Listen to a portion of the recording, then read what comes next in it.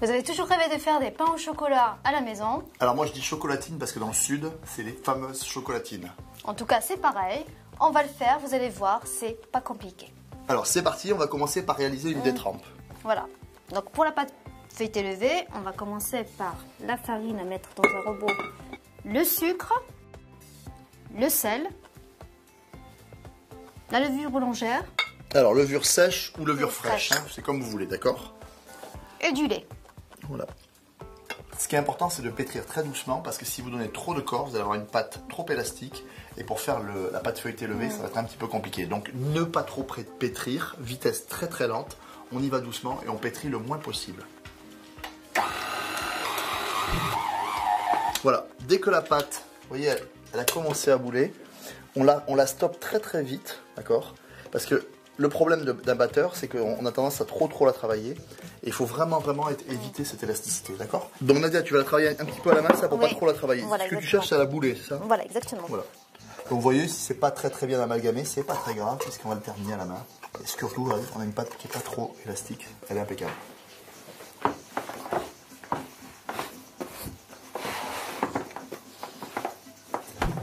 Voilà, c'est bon, c'est prêt. Je ne l'ai pas trop pétri, il faut pas. Voilà, vous voyez, hein, voilà. Légèrement un petit peu élastique, mais voilà, ouais. c'est normal. Hein. Ok. Alors là on le filme. Là, je le filme et je le laisse pendant toute une nuit au frigo. Alors, si vous êtes très pressé, 2 heures, mais idéalement, une nuit, c'est parfait. Hein, c'est parfait. La détrempe a bien reposé. On voit qu'elle est beaucoup moins élastique. Et on va la mettre. Alors, je fleure légèrement. On va la mettre sur le poste de travail. Et maintenant, Nadia va faire le tourage. C'est ça? Oui.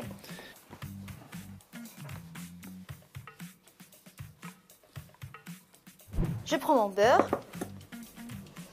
Là, il faut que le beurre soit un peu mou. Vous avez vu le beurre, hein, il est super mou. Hein.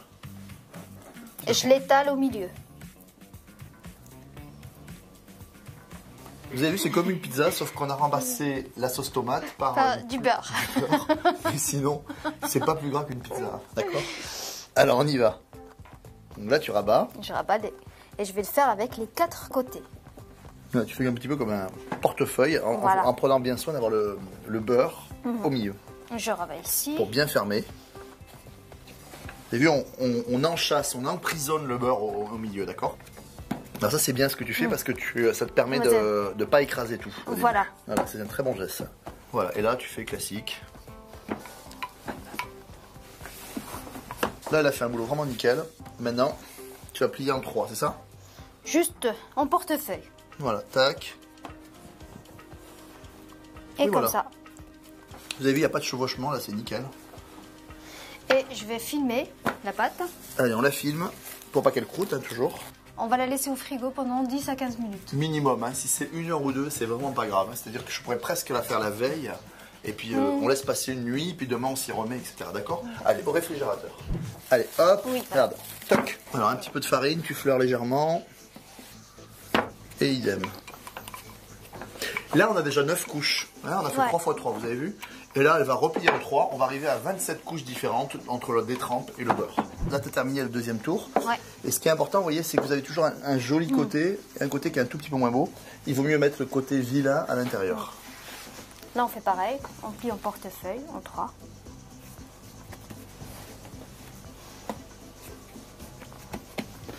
Et rebelote. Filmer la pâte. Allez, on refilme. Et on passe au frigo. 20 minutes minimum au frigo pour laisser vraiment entre les tours le temps de votre pâte de bien se reposer. Voilà, donc là on va attaquer le dernier tour. Donc là ici on a 27 couches différentes. Hein. Je te le mets ici sur le poste de travail. Et on va donner les derniers tours. Là c'est bon, c'est prêt. Nickel, troisième et dernier tour. On replie en 3.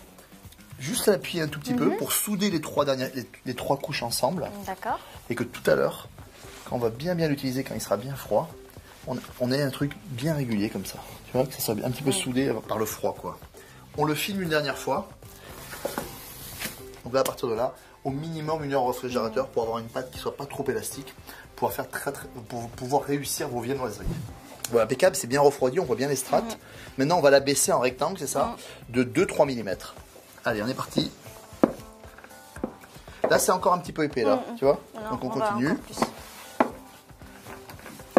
Alors, vous avez vu, là, on est à 3-4 mm, hein, on a une jolie épaisseur, c'est nickel. On a des barrettes de chocolat, hein, de ne pas confondre.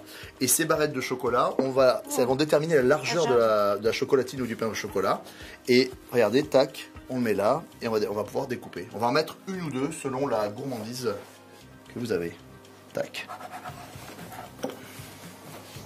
Alors voilà, après on coupe comme ça, hein, on va pas faire à chaque fois.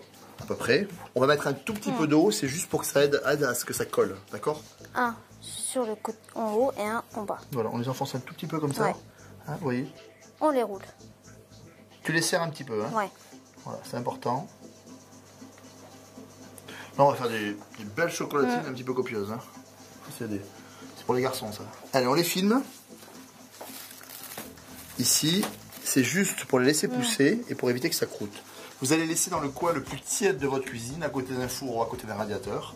Et là, ça pousse tranquillement quand ça a doublé de volume. Un coup de dorure, on va les cuire. Ok? Allez, let's go.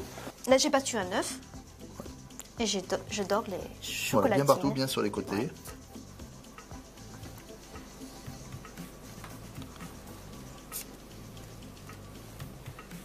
Maintenant que nos pains au chocolat sont dorés, on a préchauffé notre four à 180 degrés et on va les cuire 15 à 20 minutes. Il faut qu'ils soient bien cuits, bien croustillants à l'intérieur. Allez, on y va.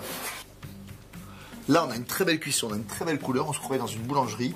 Il faut les manger encore un tout petit peu tiède, pas trop chaud. Vous avez vu le feuilleté? Regarde-moi ça. C'est vraiment, on a des étages de feuilletage. Nickel. On vous a donné un moment de pure gourmandise. À vous maintenant de faire ces fameuses chocolatines ou pain au chocolat. C'est 100% gourmand. Ça s'appelle du plaisir.